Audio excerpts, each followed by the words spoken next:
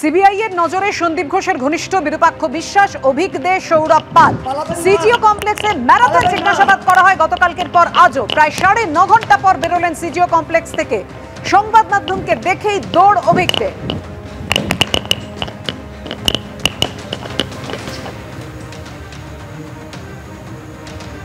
পালাবেন অভিকদা, পালাবেন না, পালাবেন না।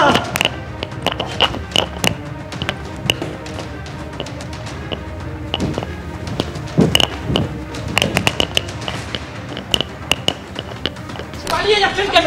1.5 ঘন্টা হয়ে গেছে, আপনি এখনো পালিয়ে যাচ্ছেন কেন? লুকোচুরি খেলছেন কেন? পালিয়ে যাচ্ছেন কেন? 1.5 ঘন্টা হয়ে গেছে, আপনি এখনো পালিয়ে যাচ্ছেন কেন? লুকোচুরি খেলছেন কেন? পালিয়ে যাচ্ছেন কেন? 1.5 ঘন্টা হয়ে গেছে, আপনি এখনো পালিয়ে যাচ্ছেন কেন? লুকোচুরি খেলছেন কেন? পালিয়ে যাচ্ছেন কেন? 1.5 ঘন্টা হয়ে গেছে, আপনি এখনো। সংবাদ মাধ্যমকে দেখেই দৌড় লাগালেন অভিক দে এবং তারপর সংবাদ মাধ্যমের মুখোমুখি হয়ে কোনো কথাই বললেন না, একেবারে ছুটে গাড়িতে উঠে পড়লেন।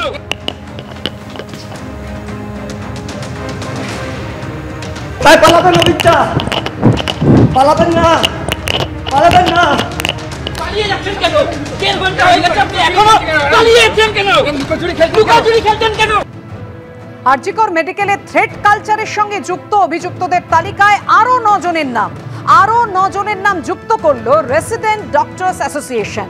একজনের নাম বাদ দেওয়া হয়েছে, ফলে অভিযুক্তদের মোট সংখ্যা বেড়ে দাঁড়ালো 59 জন। তদন্ত কমিটির সমস্ত অভিযোগ ও বিভিন্ন নথি খতিয়ে দেখে তালিকা থেকে বাদ দিয়েছে 14 জনের নাম।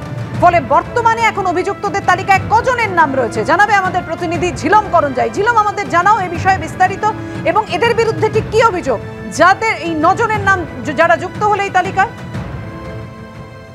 রেসিডেন্ট ডক্টরস অ্যাসোসিয়েশন আরজিকরে তারা প্রাথমিকভাবে 51 জনের নাম দিয়েছিলেন এবং সেই অনুযায়ী তাদেরকে সাসপেন্ড করা হয়েছিল, ক্যাম্পাসে আসতে না বলা হয়েছিল। পরবর্তীকালে তাদেরকে তদন্ত কমিটি যখন ফ্রেশ লিস্ট দিতে বলেন তখন এই 50 জনের থেকে একজনের নাম বাদ দেন এবং বাদ দেওয়ার পরবর্তীকালে তারা আরো 9 জনের নাম যুক্ত করেন, অর্থাৎ 59 জনের নাম সেখানে আসে এবং তার মধ্যে 14 জনের যে নাম বিভিন্ন নথি যা প্রামাণ্য নথি জমা দেওয়া হয়েছে অভিযোগের, তার ভিত্তিতে 14 জনের নাম আপাতত বাদ দেওয়া হয়েছে এবং 45 জনের বিরুদ্ধে এবার বয়ান নেওয়া হচ্ছে, যাদের মধ্যে 10 জনের বয়ান গতকাল নেওয়া হয়েছে।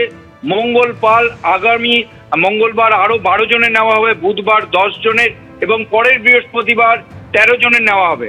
এবং হাসপাতাল সূত্রে, কলেজ সূত্রে যেটা জানা যাচ্ছে যে এই প্রত্যেকের যাদের বয়ান নেওয়া হচ্ছে, যাদের বিরুদ্ধে অভিযোগ, সেই বয়ানগুলো ভিডিও রেকর্ডিং করা হচ্ছে। যারা উইটনেস তাদের ক্ষেত্রেও বয়ান, যেগুলো যারা উইটনেস দিতে চাইছেন তাদের ক্ষেত্রেও বয়ান ভিডিও রেকর্ডিং করা হচ্ছে এবং যারা অভিযোগ করছেন, যারা সামনে আসতে চাইছেন তাদের বয়ানও ভিডিও রেকর্ডিং করা হচ্ছে।